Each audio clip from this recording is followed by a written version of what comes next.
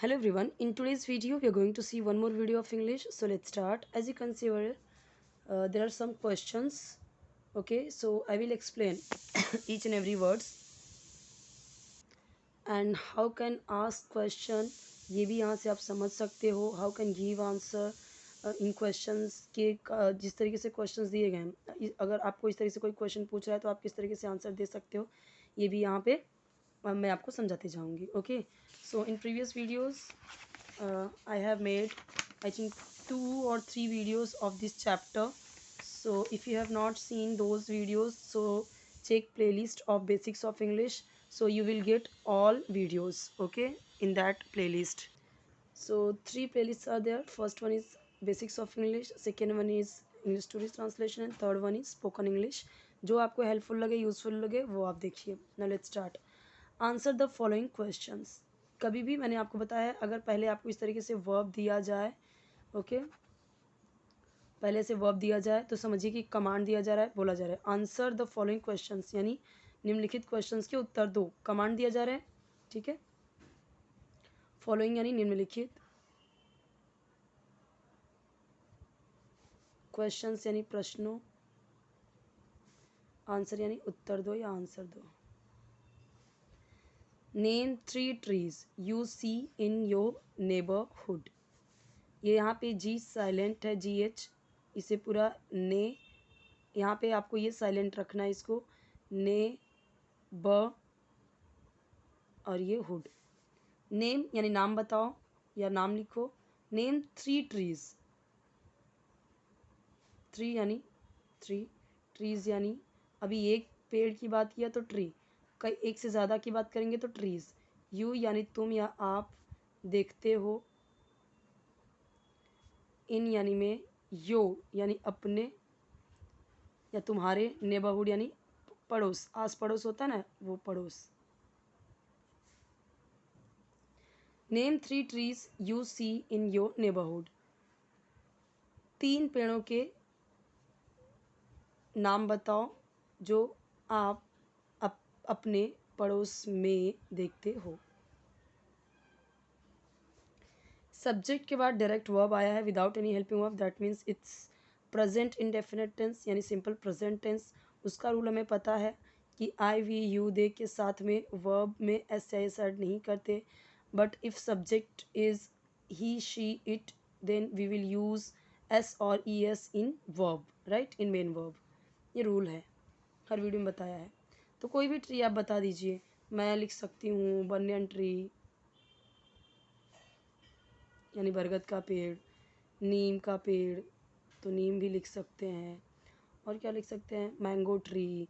और क्या लिख सकते हैं, पीपल ट्री, है ना, बहुत सारे पेड़ हैं तो आप लिख सकते हो. यहाँ पे बनियन ट्री हो गया, नीम हो गया, ठीक है. पीपल मैं लिख देती हूँ, पीपल भी लिख देती हूँ, मैंगो ट्री भी लिख देती हूँ,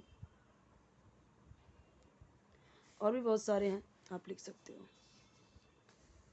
name 3 things we get from plants. वही चीज़ नेम का जो यहाँ बताया, 3 वही चीज़, थिंग्स यानी चीज़ें या चीज़ों होता है.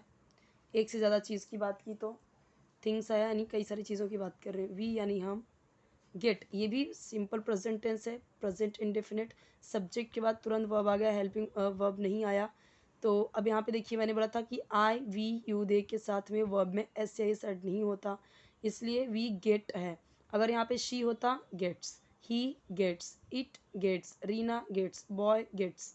लेकिन अगर होगा I get, we get, you get, they get. Okay, it's rule of present indefinite tense. और ता है, ती है, ते हैं के सेंस में ख़त्म होते. जैसे यहाँ पे देखते हो, अब यहाँ पे पाते हैं, हम पाते हैं या हमें मिलता है. फ्रॉम यानी से, प्लांट्स यानी पौधों या पौधे. 3 चीज़ों के नाम बताओ जो हमें पौधों से मिलता है या पाते हैं. Name 3 small plants. स्मॉल यानी छोटे. अच्छा, अब यहाँ पे बोला है कि हमें जो प्लांट से मिले बहुत सारी चीज़ें, जैसे मैं लिख सकती हूँ फ्लावर्स और फ्रूट्स, है ना. और क्या मिलता है हमें, वेजिटेबल्स, वेजिटेबल्स हो गया यानी सब्जियाँ. फ्लावर्स, फ्रूट्स, वेजिटेबल्स, फूल, फल और सब्जियाँ। आप लीव्स भी लिख सकते हो, मेडिसिन्स भी लिख सकते हो। Okay. Name 3 small plants found in your school garden. वही सेम चीज़, नेम 3 स्मॉल प्लांट्स यानी पौधों या पौधे, फाउंड यानी मिलता है या पाया जाता है, इन यानी में, योर यानी तुम्हारे या अपने, स्कूल गार्डन यानी स्कूल के बगीचे में। नेम 3 स्मॉल प्लांट्स, तीन छोटे पौधों के नाम बताओ जो आपके स्कूल के गार्डन में पाया जाता है। तो मैं लिख सकती हूँ जैसे रोज़, बहुत सारे फ्लावर्स के नाम लिख सकते हैं यहाँ पे। मैरीगोल्ड यानी जो गेंदे का फूल होता है। ओके। और क्या लिख सकते हैं, जैस्मीन, बहुत सारे फ्लावर्स के नाम लिख सकते हैं। ग्रास लिख सकते हैं। नेम 3 वेजिटेबल्स, वही 3 वेजिटेबल्स यानी सब्जियों के नाम, और नेम तो के नाम, 3 यानी 3।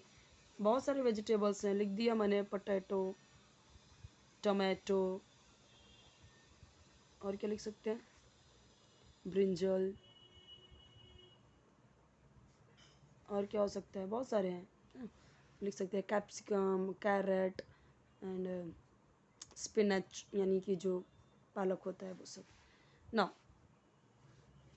अब यहाँ पे हमने लास्ट वीडियो में पढ़ा है, आप समझ सकते हो। रूट्स यानी जड़ें, ये है। स्टेम यानी तना, फ्लावर फूल, लीफ पत्तियाँ, फ्रूट फल। अब ये जो इंग्लिश में लिखा गया है, इन्हें हिंदी में लिखने की ज़रूरत है क्या? नहीं, क्योंकि सामने पिक्चर्स दिए हुए हैं। हम ये मैं फर्स्ट श्रेणी की बुक से पढ़ा रही हूँ आपको, तो यहाँ पे बच्चों को ज़्यादा से ज़्यादा उनको पिक्चर के थ्रू उनको बताते हैं ताकि बच्चे पिक्चर्स के थ्रू समझें। अब रूट यानी जड़, स्टेम यानी तना, बच्चों को इंग्लिश मीडियम के बच्चों को हम ऐसे नहीं पढ़ाते हैं। और बार बार कमेंट आता है आप किस बुक से पढ़ाते हो। सो अभी जो मैं पढ़ा रही हूँ ये वाली बुक है, यानी कि फर्स्ट रैंक की बुक है ये, महाराष्ट्र बोर्ड की। अभी है कि नहीं है, चल रहा है कि नहीं चल रहा है स्कूल में, आई डोंट नो, क्योंकि मेरे पास 5-6 साल पुरानी बुक है। ठीक है। Now here given some lines. Collect some flowers and leaves and place them between two sheets of blotting paper. Place some heavy books over this. After 10 days, you will have some lovely pressed flowers and leaves. Okay. तो बोला गया collect करो, collect करो यानी इकट्ठा करो। सम यानी कुछ, फ्लावर्स यानी फूलों को और पत्तियों को, और प्लेस यानी रखो उन्हें या उनको, बिटवीन यानी के बीच में, टू यानी दो, शीट्स, शीट होता है ना, जैसे अभी ये एक शीट हुआ, अभी ये क्या होगा, अभी ये क्या हो जाएगा, 2 शीट ना, 3 शीट्स ऐसे। शीट यानी इस पेज को ही बोला है, तो शीट को शीट ही लिखती हूँ मैं, पेज लिख देती हूँ।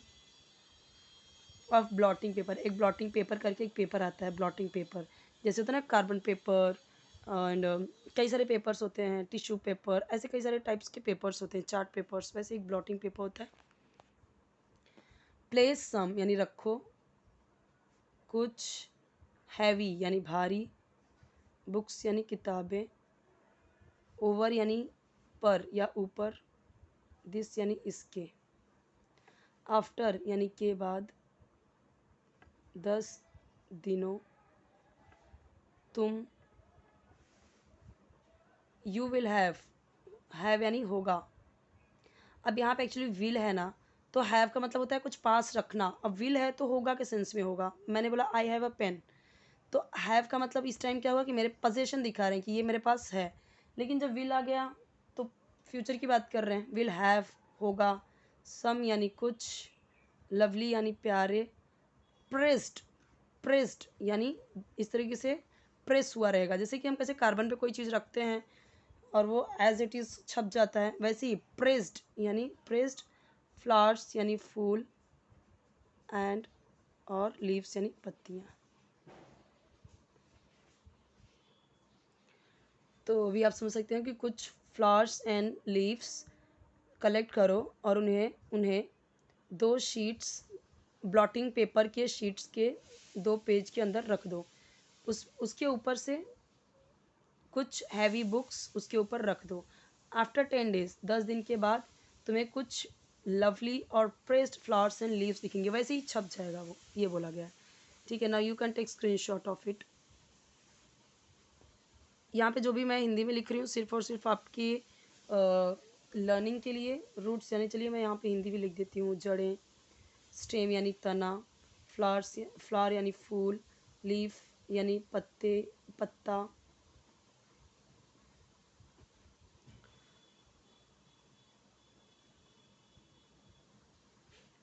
यहाँ पे देख सकते हो सबका। हिंदी पे मत जाइए कि हिंदी की हैंडराइटिंग कैसी है, इंग्लिश की हैंडराइटिंग कैसी है, सिर्फ आपको एक्सप्लेन करने के लिए मैं यहाँ पे लिख रही हूँ। छोटी छोटी जगह है, प्लेस कम है, इसके लिए हैंडराइटिंग ना समझ में आए तो टेंशन मत लीजिए, बस आपकी लर्निंग के लिए है ये। हैंडराइटिंग का कंपटीशन तो है नहीं है, ना ही मैं आपको यहाँ पे हैंडराइटिंग सिखा रही हूँ। यहाँ पे हम जस्ट इंग्लिश सीखने की कोशिश कर रहे हैं। और बहुत सारे जो वीडियोज़ हैं आप डेली के डेली देखोगे ना, 1-2 एटलीस्ट, तो आपको काफ़ी हेल्प मिलेगा आपकी इंग्लिश को इम्प्रूव करने में। If you want any kind of video related English, do comment in comment section, definitely I will help you whatever you want. Okay.